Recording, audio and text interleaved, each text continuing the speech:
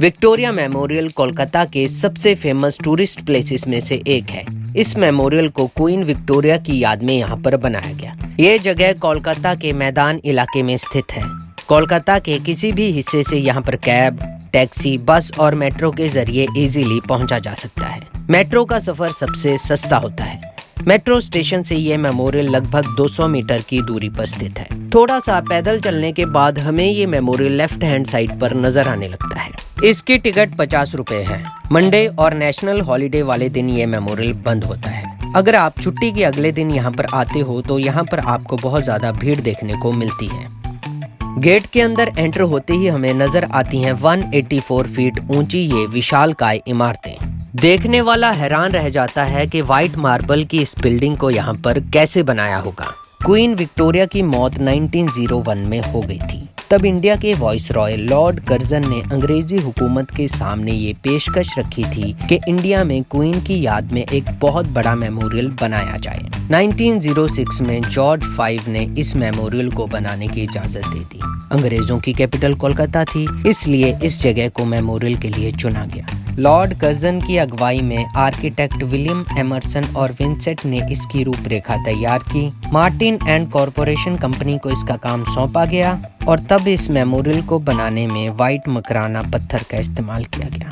1911 में जब अंग्रेजों ने अपनी राजधानी कोलकाता से दिल्ली शिफ्ट की तो उसका असर भी इस मेमोरियल पर काफी पड़ा। उसी देरी की वजह से फिर ये 1921 में बनकर तैयार हुआ और इसको आम पब्लिक के लिए खोला गया। 400 एकड़ में फैले हुए इस मेमोरियल की लागत उस वक्त 1 करोड़ 5 लाख रुपीस थी और ये सारा का सारा पैसा अंग्रेजों ने डोनेशन से इकट्ठा किया था। म्यूजियम हॉल देखने के लिए हमें इसके अंदर चलना होगा।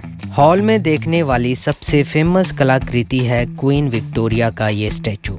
इसे कलाकार थॉमस ब्रुक ने यहाँ पर बनाया है। इस स्टैचू में क्वीन ने अपने एक हाथ में स्टिक पकड़ी है तो दूसरे हाथ में गोला। ये दोनों सिंबल क्वीन की पावर और उसके जस्टिस को डिपिक्ट करते हैं। इस स्टैचू के ऊपर एक डूम नुमा छत है जिस पर क्वीन से संबंधित बहुत सारी खूबसूरत पेंटिंग्स बनाई गई हैं। इसी डूम के ऊपर स्टैचू ऑफ विक्ट्री का एक सिंबल बनाया गया है जो कि 16 फीट ऊंचा है। ये सिंबल हमें बाहर ग्राउंड में खड़े होकर नजर आता है।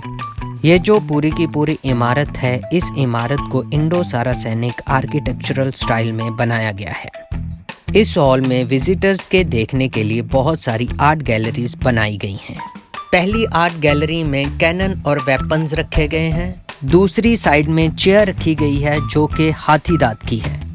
क्वीन विक्टोरिया जो पियानो इस्तेमाल करती थी उसको भी यहाँ पर बहुत हिफाजत के साथ संभाल कर रखा गया है। ये पियानो दर्शाती है कि क्वीन विक्टोरिया म्यूजिक से कितना प्यार करती थी। उस वक्त के इन पेंटिंग्स को यहाँ पर बहुत संभाल कर रखा गया है। उस वक्त टेलीग्राम सुविधा क्या थी, वायरिंग सिस्टम क्या था, उसके भी यहाँ पर कुछ सैंपल डिस्प्ले किए गए हैं। ये मेमोरियल कैसे बना, किन स्टेजेस से गुजरा, उसके फोटोग्राफ्स, मॉडल और डिज़ाइन के नमूने भी यहाँ पर मौजूद हैं। अलिफ लैला, शेक्सपियर की कहानियाँ, दारा शिको की किताब, इसके अलावा बहुत सारी और सूफी किताबें भी हमें इन शीशों में नज़र आ जाती हैं। एक गैलरी हॉल के ऊपर वाले फ्लोर पर भी स्थित है। ये गैलरी समर्पित है हमारे फ्रीडम फाइटर्स को।